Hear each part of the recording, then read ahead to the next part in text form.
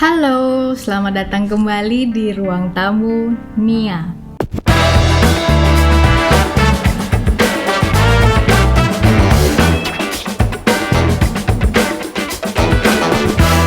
Sebelumnya, saya pengen mengucapkan selamat tahun baru buat kita semua. Dan semoga di tahun yang baru ini, tahun 2021, kita tetap semangat dan tetap berkarya dan memberikan dampak yang positif buat lingkungan di sekitar kita. Nah, hari ini saya mau bahas apa ya? Beberapa waktu lalu saya sempat bertanya kepada teman-teman saya, kira-kira pengen apa sih yang dibahas di Ruang Tamu Mia? Nah, tiba-tiba saya keinget sebuah ide, kenapa nggak bahas tentang pentingnya membangun personal branding khusus untuk wanita? Menarik kan? Pasti semua pengen tahu, kenapa khusus wanita? Well, kalau kita pelajari atau ingat kembali, pengertian dasar dari personal branding itu apa sih? Mudahnya seperti ini, personal branding adalah tentang atau aktivitas bagaimana kita mempromosikan diri sendiri. Setiap orang perlu mempromosikan diri sendiri, apalagi kalau kita milik atau punya sebuah barang. Kita pasti pengen barang kita laku, dan apa yang kita lakukan adalah mempromosikan barang tersebut. Nah, kita bicara mengenai personal branding khusus untuk wanita.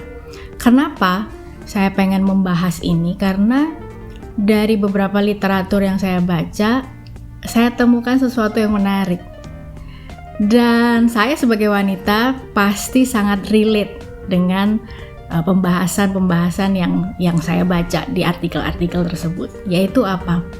Ternyata dalam membangun personal branding, khususnya untuk wanita, adalah lebih sulit ya daripada seorang pria membangun personal brandnya.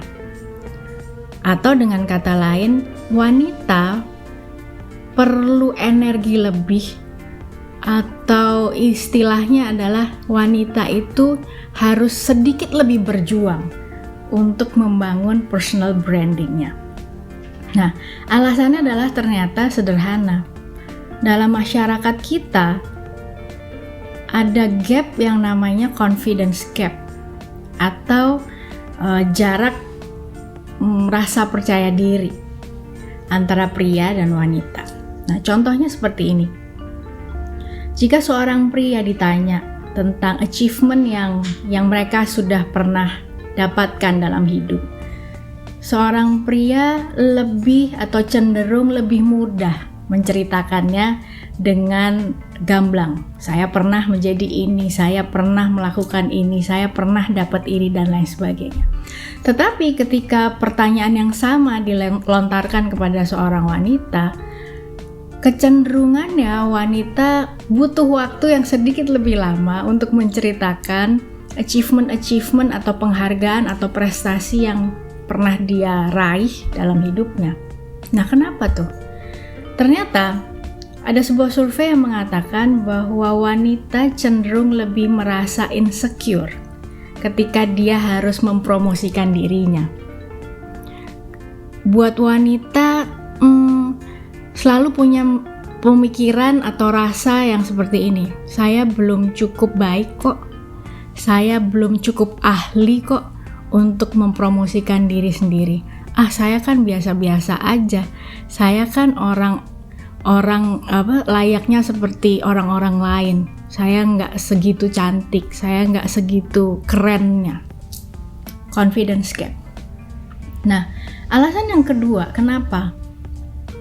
Dalam masyarakat yang tradisional, dalam arti dalam masyarakat kita sendiri pun pasti ada yang masih berpikir atau masih mengharapkan bahwa seorang wanita layaknya lebih banyak mengatur rumah tangga, ya, atau traditional gender expectation, istilahnya begitu.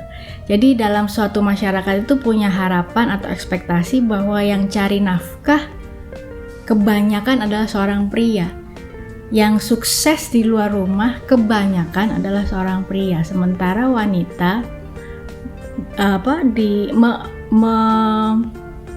menghadapi ekspektasi bahwa wanita itu harusnya di rumah mengurus anak, mengurus rumah, dan lain sebagainya.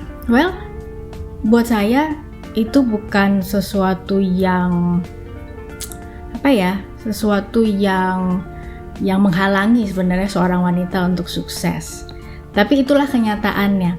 Sehingga ketika wanita punya ambisi atau sukses di luar rumah, pasti akan ada dengar omongan bahwa kesian ya, anak-anaknya pasti nggak diurus atau pasti nggak keurus. Kasian ya keluarganya, dia sibuk terus cari uang di luar rumah. Gimana tuh rumahnya? Gimana tuh anaknya sekolah dan lain sebagainya.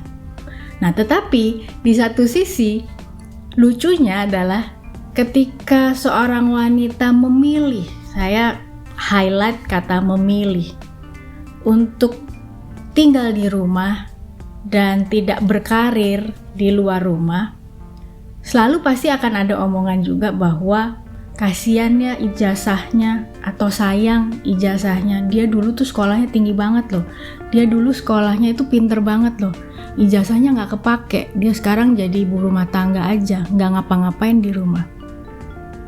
Tetap menghadapi yang namanya ekspektasi. Jadi sebenarnya kita wanita selalu diperhadapkan kepada pendapat orang, betul ya? Jadi oleh sebab itu yang membuat wanita agak maju mundur nih gitu ya dalam mempromosikan diri atau membangun personal brandnya, seringkali kita bingung apa yang harus kita lakukan.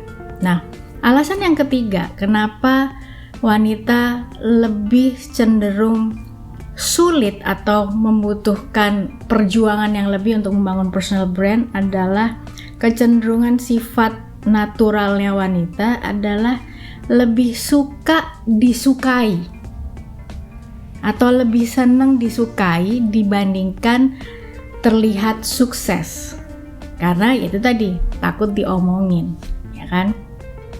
Jadi ada 3 hal yang saya pengen bahas kenapa wanita lebih berjuang untuk membangun personal brandnya.